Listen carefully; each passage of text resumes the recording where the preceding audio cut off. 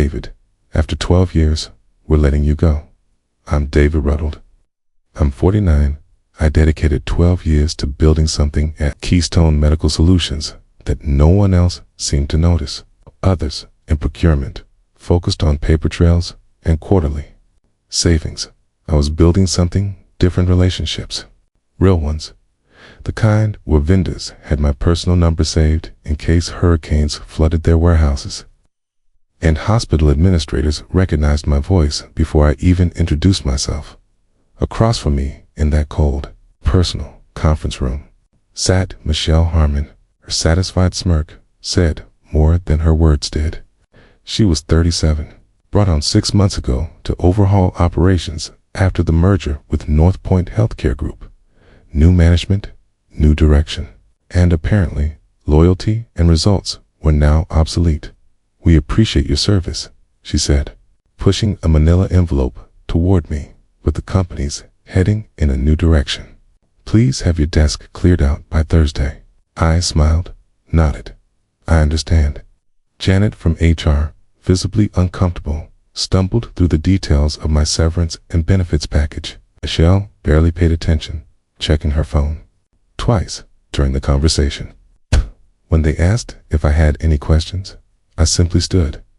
Thanks for the opportunity, I said. 12 years a good run. Michelle's grin widened. She thought I was taking it well. Broken, docile, ready to fade out quietly, like the others before me. What she didn't know was that during the pandemic, chaos 3 years earlier, while supply chains crumbled and hospitals scrambled, I had done something quietly, something critical. I had restructured our most essential contracts, not under Keystone's name, but under David Ruddled Procurement Services, a consulting firm I registered in the middle of the crisis. All of it completely above board. Vendors needed reliability. Hospitals needed product. I delivered both. These relationships weren't forged on corporate letterhead. They were built on trust. On midnight calls when shipments vanished. On finding backup suppliers when others fell through. On knowing that the procurement lead at St. Mary's had a diabetic daughter and making sure insulin was never out of stock. Back at my desk, I started packing 12 years of awards into a box. Pictures of my late wife, Catherine, into my briefcase. The Rolodex that stayed behind. Let them try to decode what those names and numbers meant. My phone buzzed. Tony Valdez from Harrison Medical Supply. Heard.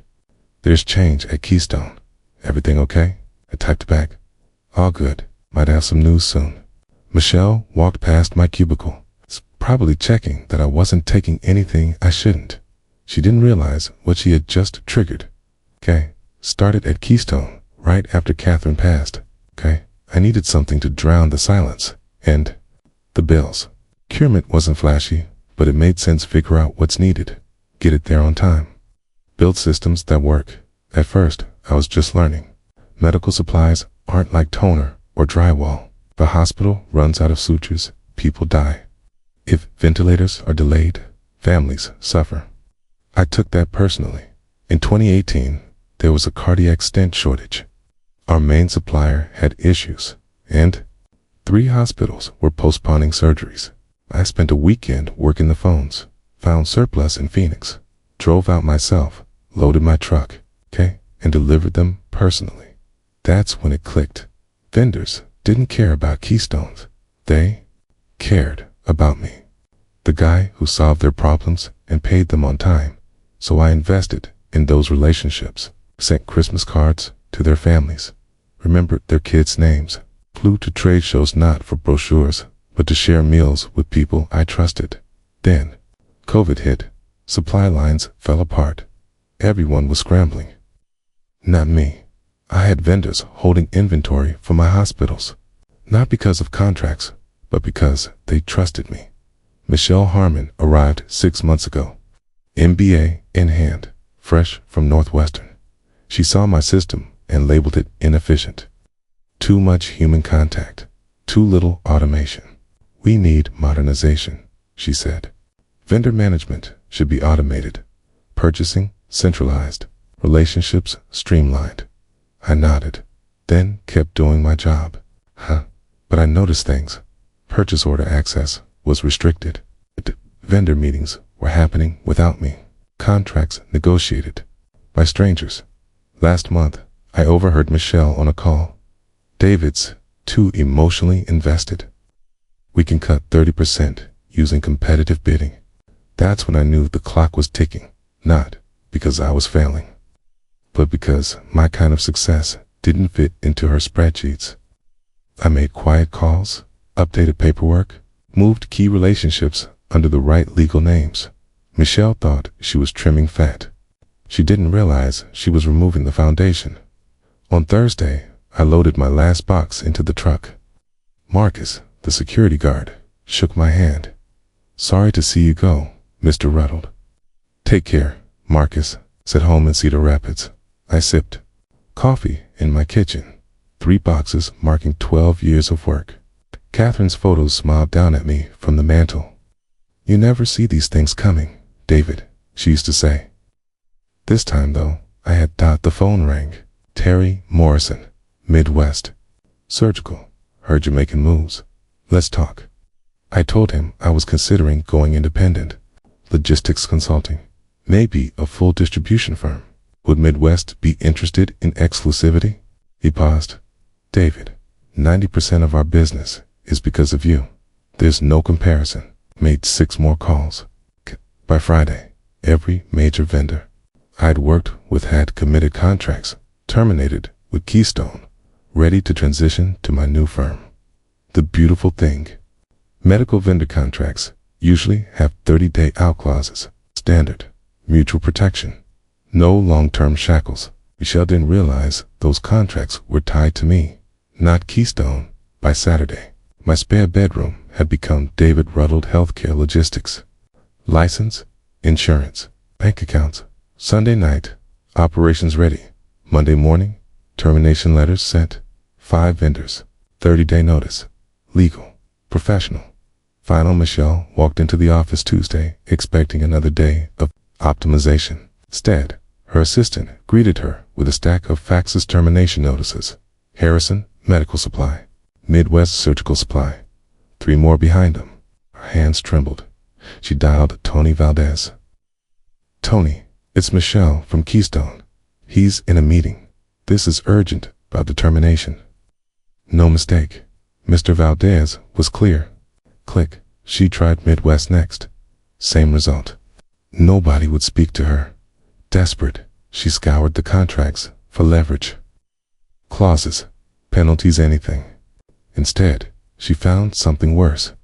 Every vendor agreement had been quietly renegotiated in 2022, all legally sound, and every contact person listed, not Keystone. Key David Rudd led. By Wednesday morning, the dominoes had fallen. Hospital systems were panicking. Michelle tried HR for my contact details. Denied. Call legal. It'll take a week. She tried my old desk line. Disconnected. Later that day, she drove to Harrison's warehouse. Waited an hour. Finally, Tony Valdez came out. "You, Michelle?" "Yes. I need to talk." "No need. We're not coming back." But we had a good relationship. "Okay," he said. "We had a good relationship with David. When you fired him, you ended it." She offered better pricing, more volume. "You still don't get it?" he said. "This isn't about numbers. It's about trust." Thursday morning, every vendor had switched to my company. Every hospital was asking questions. Friday, she sat across from executives, explaining how they lost their entire supply chain in 1 week. Clark, the regional VP, wasn't amused. "You fired the guy who held the whole thing together." Just then, her assistant entered. "David Ruddled called. He's offering to meet this afternoon. Says he has a proposal." At 2 o'clock, I walked into the same conference room where she had fired me. Clark asked, "Can you fix this?" I opened my briefcase. "Yes, but only through my company. Full vendor access. Deliveries resume Monday. Markup, 25%. Michelle blinked. "That's steep." I smiled. A week ago, I was overhead. Today, I'm your only option. Clark reviewed the terms. Fair for exclusive contracts. He signed. We shook hands. I looked at Michelle. Thanks for the opportunity. It's funny how mistakes become business moves. 6 months later, David Ruddled Healthcare Logistics was a regional player. Michelle, she moved to a software firm in Chicago. Her management reputation is damaged. My business remained simple. No bloated org chart. Just trust, timing, and delivery. 3 employees, people who knew that procurement isn't about algorithms. It's about making sure patients have what they need when they need it. On a quiet Thursday, reviewing the week's orders, Befield, Di, got a call from Tony. David, want to talk expansion, Kansas City. Send me the details, I said. I looked over at Catherine's photo. She'd be proud. Okay. Not because I got even, but because I built something better.